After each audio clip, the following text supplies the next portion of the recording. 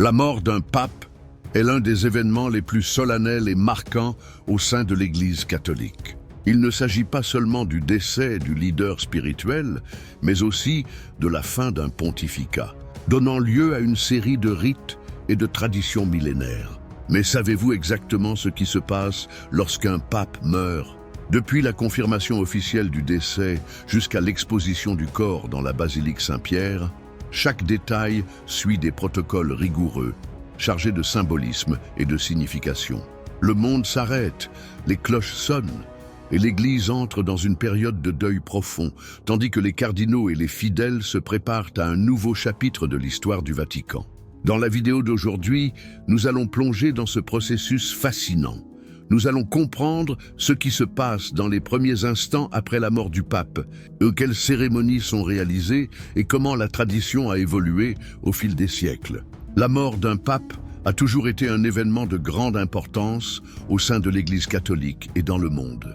Depuis les premiers siècles du christianisme, le décès du pape nécessitait non seulement un temps de deuil, mais aussi l'organisation de rites solennels pour honorer sa vie et préparer la transition vers un nouveau pontificat. Au 1er siècle, les papes étaient souvent inhumés dans les catacombes de Rome, comme Saint-Pierre. Cependant, avec la construction de l'ancienne basilique Saint-Pierre au IVe siècle, il est devenu une tradition d'ensevelir les papes au Vatican ou dans des églises importantes de la ville.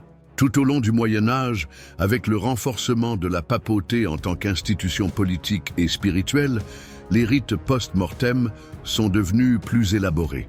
La mort d'un pape est alors devenue un événement d'importance non seulement religieuse, mais aussi politique, impliquant cardinaux et autorités séculières. Au XXe siècle, la tradition a été formalisée dans des documents comme la Constitution apostolique, Universi Dominici Gregis, et promulguée par Saint Jean-Paul II en 1996, qui établit les règles pour la période de cède vacante et le conclave. La mort d'un pape marque le début d'une série de rites profondément symboliques et strictement réglementés. Tout commence par la confirmation officielle du décès, qui doit être faite par le cardinal Camerlingue, l'administrateur du Vatican durant la période de transition. Suivant la tradition, il s'approche du lit du pape et l'appelle par son nom de baptême 3 fois. En l'absence de réponse, il déclare officiellement la mort et retire l'anneau du pécheur, l'un des symboles les plus importants de la papauté, qui est immédiatement détruit pour éviter toute falsification. Après la confirmation du décès, le Vatican entre dans la période connue sous le nom de cède vacante. Durant cette phase, tous les pouvoirs du pape cessent, et l'Église est gouvernée par le collège des cardinaux, dirigé par le Camerlingue. Une série de mesures bureaucratiques et liturgiques sont mises en place, incluant la fermeture des appartements pontificaux et la mise sous scellé de documents confidentiels. Le corps est ensuite préparé pour l'exposition publique. Traditionnellement, il est revêtu de vêtements liturgiques rouges, symbolisant le martyre et le témoignage du Christ. La veillée privée a lieu dans la chapelle papale, permettant aux proches du défunt de lui rendre hommage avant que le corps ne soit transporté à la basilique Saint-Pierre. Pendant ce temps, les cloches sonnent et des télégrammes sont envoyés aux chefs religieux et aux chefs d'État du monde entier pour les informer du décès. Ainsi, le monde catholique entre dans une période de deuil profond, se préparant aux jours suivants de cérémonies solennelles et d'adieu aux successeurs de Saint-Pierre. Après les premiers rites funéraires et la confirmation de la mort du pape, l'Église entre dans une période de deuil profond, marquée par une série de cérémonies solennelles. Le corps du pape est transféré de la chapelle papale à la basilique Saint-Pierre, où il sera exposé publiquement, afin que les fidèles du monde entier puissent lui rendre hommage. Ce transfert est accompagné d'un cortège solennel, formé de cardinaux, d'évêques et de membres de la curie romaine, qui prient et chantent des hymnes liturgiques. À son arrivée à la basilique Saint-Pierre, le corps du pape est placé sur un catafalque, un support spécial où il restera exposé durant les jours de la veillée funèbre. Il est revêtu de vêtements liturgiques propres à l'occasion, comprenant la mitre et le pallium, symbole de son autorité pastorale. L'évangile est posé sur sa poitrine, un geste symbolique rappelant son rôle de gardien de la parole de Dieu. Durant les jours de la veillée, la basilique reste ouverte aux fidèles. Des milliers de personnes se rassemblent pour lui rendre un dernier hommage, formant de longues files s'étendant aux abords du Vatican. Pendant ce temps, les cardinaux entament des réunions préparatoires au conclave qui élira le nouveau pape, suivant des protocoles stricts établis par la Constitution apostolique. En plus des cérémonies publiques, des messes sont célébrées en suffrage pour l'âme du pape défunt.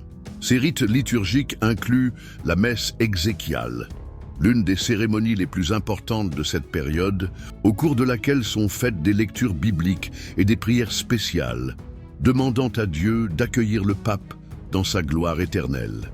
La veillée dure traditionnellement entre 3 et 5 jours, permettant au plus grand nombre de fidèles de faire leurs adieux au pontife.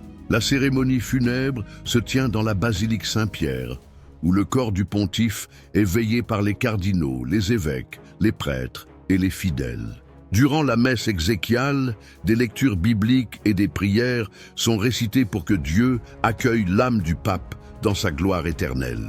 Après la cérémonie, le corps est conduit en procession jusqu'à son lieu de repos final. Traditionnellement, les papes sont inhumés dans les grottes du Vatican, sous la basilique Saint-Pierre, près des tombes de leurs prédécesseurs. Le cercueil, qui suit un rituel spécifique, est scellé avec des documents et des pièces du pontificat, puis placé dans 2 autres cercueils, garantissant sa préservation au fil du temps.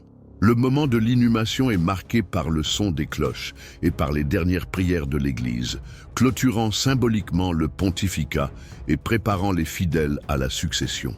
C'est un moment de deuil et de renouveau de la foi, reflétant la continuité de la mission de l'Église à travers les siècles. Une fois l'inhumation achevée, l'Église entre dans une période de calme, durant laquelle le Camerlingue assume temporairement l'administration du Vatican. Il a la responsabilité de garantir le fonctionnement du Saint-Siège, de superviser les biens de l'Église et de préparer l'élection du nouveau pape. Aucune décision doctrinale ou de long terme ne peut être prise durant cette période, assurant ainsi une transition ordonnée du pouvoir.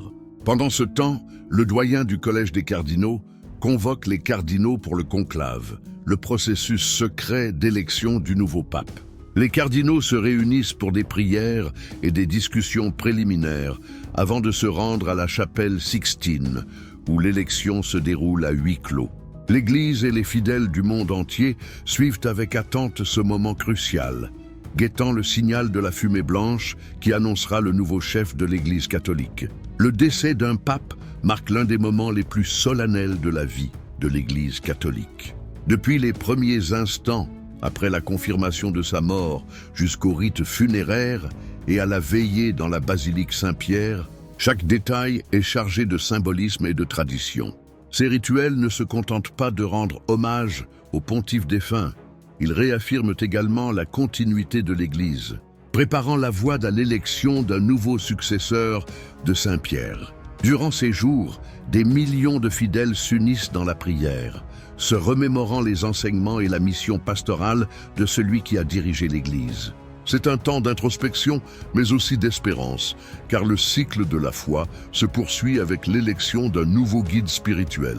Ce moment clôt un chapitre important de l'histoire du catholicisme et ouvre la voie à l'arrivée d'un nouveau pontife, qui guidera l'Église dans sa mission d'évangélisation.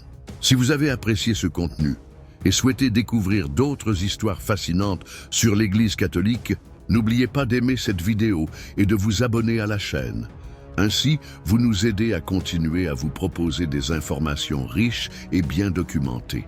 Activez la cloche des notifications pour ne manquer aucune mise à jour et partagez cette vidéo avec vos amis et votre famille qui pourraient également être intéressés par le sujet.